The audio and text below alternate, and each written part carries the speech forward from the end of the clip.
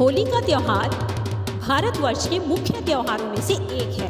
आइए जानते हैं इस त्योहार के बारे में। बसंत पंचमी और सरस्वती पूजा का दिन संसार में नवीनता का दिन माना जाता है। इस दिन से सम्मत गाड़ने की प्रक्रिया भी शुरू की जाती है। सम्मत गाड़ने से होली की तैयारी शुरू हो जाती है। होली और बसंत पंचमी का ये जुड़ाव प्राचीन काल से चला आ रहा है।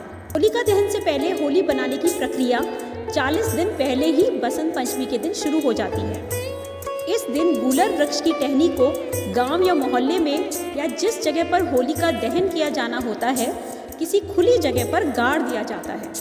इसे होली का डंडा गाड़ना भी कहते हैं। बसंत पंचमी के दिन से ही होली की शुरुआत व निश्चित दहन स्थान में होलिका गाड़ने की परंपरा रही है।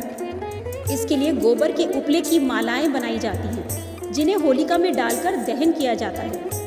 उपले की माला का पहला उपला आज ही के दिन बनाया जाता है। इससे घरों में होलिका की शुरुआत हो जाती है। इसके साथ ही आज के दिन शिवालयों में अबीर चढ़ाई जाती है।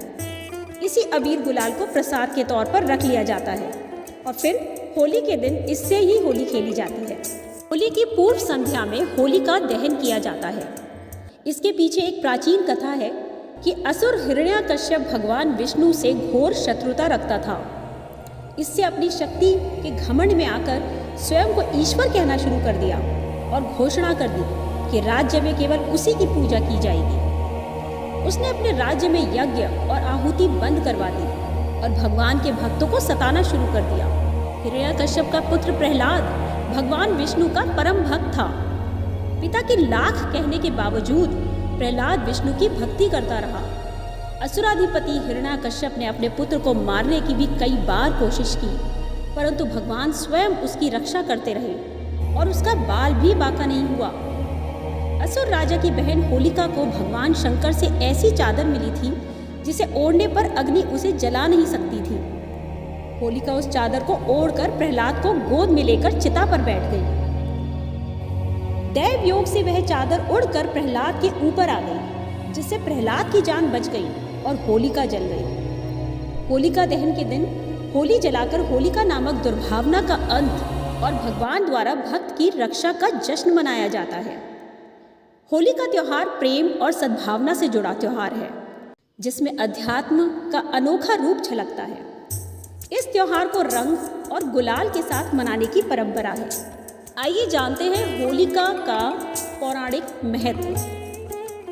होली का त्योहार भारतवर्ष में अति प्राचीन काल से मनाया जाता आ रहा है। इतिहास की दृष्टि से देखें तो यह वैदिक काल से मनाया जाता आ रहा है। हिंदू मास के अनुसार होली के दिन से नए संवत की शुरुआत होती है। चैत्र कृष्ण प्रतिपदा के दिन धरती पर प्रथम मानव मनु का जन्म हुआ था।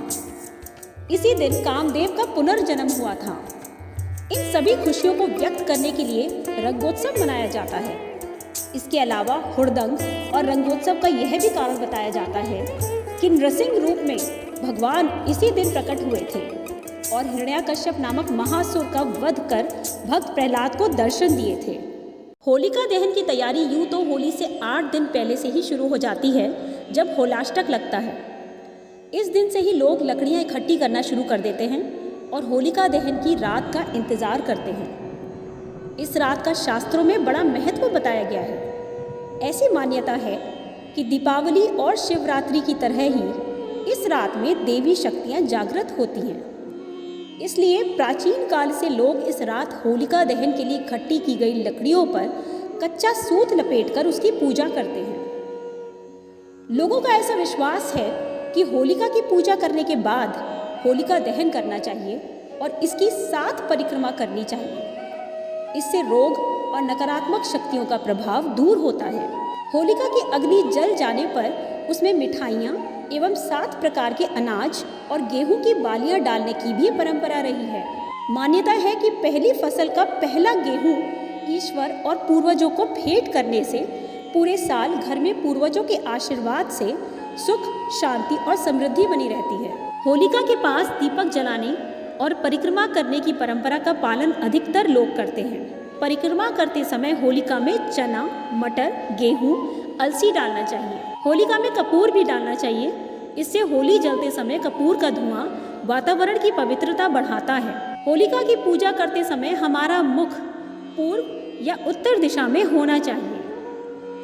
पूजा करने के लिए ये ज़रूरी चीज़ें अवश्य साथ रखें। एक लोटा जल, कुमकुम, हार फूल, चावल, लाल धागा, मिठाई, गुलाल, नारियल सहित अन्य पूजन सामग्री। साथ ही नई फसल की गेहूं की बालियां पूजा में रखनी चाहिए। पूजा में गोबर से बनी शुभ चीज़ें भी रखें। होली की सावधानी पूर्वक परिक्रमा करनी चाहिए। कई क्षेत्रों में गोबर से बने गहने भी होली को चढ़ाने की परंपरा है। होलिका दहन के समय होलिका में नारियल, अनाज, गोबर के कंडे और पूजन सामग्री डाल देनी चाहिए। तो इसी प्रकार होली का त्यौहार विधि विधान से सारे भारतवर्ष में मनाया जाता है और अब तो भारत से दूर रहने वाले परिवार भी होलिका को उसी हर्षोल्लास से मनाते हैं।